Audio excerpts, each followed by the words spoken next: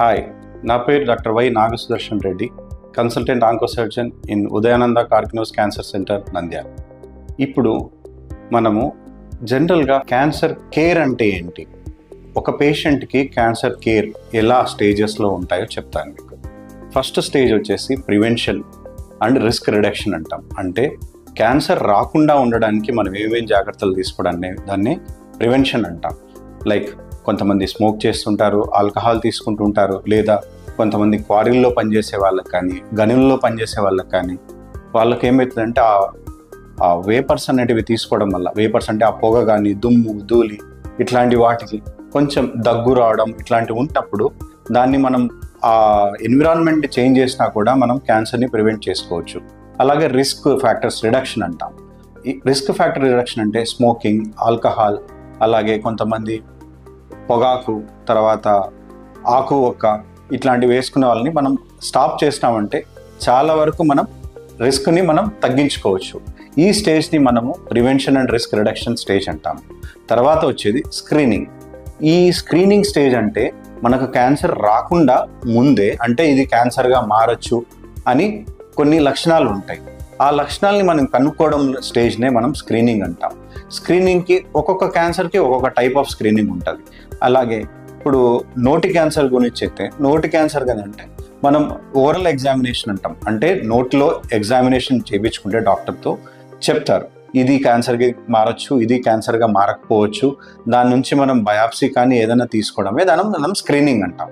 So screening stage దాటిపోయిన తర్వాత మనకు వచ్చేది డయాగ్నోసిస్ స్టేజ్.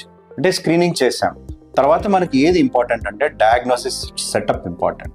డయాగ్నోసిస్ సెటప్లో మనకి ఏమేమి కావాలి అంటే మనకు హిస్టోపెథాలజీ అంటాం, బయాప్సీ అంటాం. అంటే ఏదన్నా చిన్న ముక్క తీసి పరీక్షకు పంపించిన తర్వాత దాన్ని పెథాలజిస్ట్ కానీ ఎవరైనా చూసి ఇది క్యాన్సర్ అవ్వచ్చు అవ్వకపోవచ్చు అని కూడా చెప్తారు.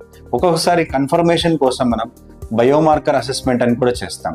దాని తర్వాత మనం స్టేజింగ్ కోసం కొన్నిసార్లు టెస్ట్ చేస్తాం. ఆ స్టేజింగ్ కోసం చేసే టెస్ట్లు సిటీ స్కాన్ అవ్వచ్చు, పెట్ సిటీ అవ్వచ్చు, ఇవి స్టేజింగ్ కోసం చేస్తాం అన్నమాట. ఇది డయాగ్నోసిస్ అయిపోయిన తర్వాత ట్రీట్మెంట్ అనేది సిస్టమిక్గా ఉండొచ్చు. అంటే మల్టీ లెవెల్లో ఉంటుంది. అంటే క్యాన్సర్ కేర్ అంటే ఒక సర్జికల్ ఆంకాలజిస్ట్, ఒక మెడికల్ ఆంకాలజిస్ట్, ఒక రేడియేషన్ ఆంకాలజిస్ట్ మాత్రమే కాకుండా జనరల్ మెడిసిన్ కానీ, జనరల్ ఫిజిషియన్ కానీ, కార్డియాలజిస్ట్ కానీ అందరితో కూడా అసోసియేట్ అయి ఉంటుంది. సో క్యాన్సర్ కేర్ ట్రీట్మెంట్ అంటే అందరి మల్టీ మొడాలిటీ అంటాం. అంటే క్యాన్సర్ ట్రీట్ చేసే వాళ్ళే కాకుండా మిగతా డాక్టర్స్ అందరు అసోసియేషన్ కూడా కావాల్సి ఉంటుంది. ఇది ట్రీట్మెంట్కి వస్తే, ట్రీట్మెంట్లో మనం ఆల్రెడీ చెప్పుకున్నాం, medical oncologist, surgical oncologist, radiation oncologist different స్టేజెస్కి. ఒక క్యాన్సర్ పేషెంట్కి సర్జరీతోనే ట్రీట్మెంట్ అయిపోవచ్చు, కొంతమందికి కీమోథెరపీ ఇవ్వాల్సి ఉంటుంది, రేడియేషన్ థెరపీ ఇవ్వాల్సి ఉంటుంది, కొన్ని థెరపీస్కి ఓన్లీ కీమోథెరపీ ఉంటుంది. ఇప్పుడు స్టేజ్ని బట్టి ట్రీట్మెంట్ డివైడ్ అవుతూ ఉంటుంది.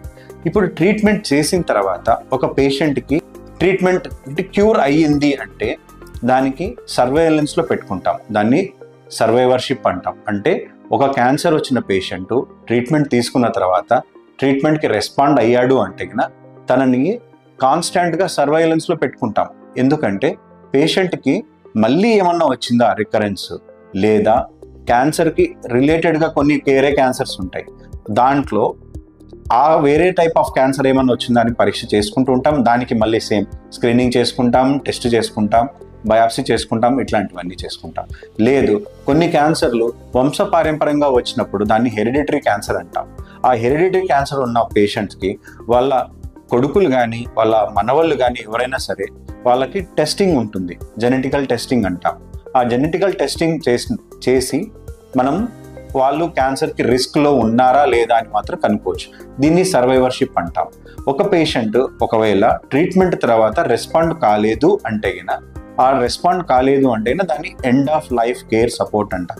అంటే పేషెంట్కి ఎక్కువ ఇంకా ట్రీట్మెంట్ ఇచ్చినా ఫలితం ఉండదు అనుకునే టైంలో దాన్ని మనము ట్రీట్మెంట్ని జస్ట్ పేషెంట్కి పాలియేటివ్ సపోర్ట్ అంటాం. అంటే జీవించడానికి ఏమేమి అవసరమో అవి మాత్రం ట్రీట్మెంట్ ఇస్తాం. దాన్ని end of life care support అంటాం. Thank you.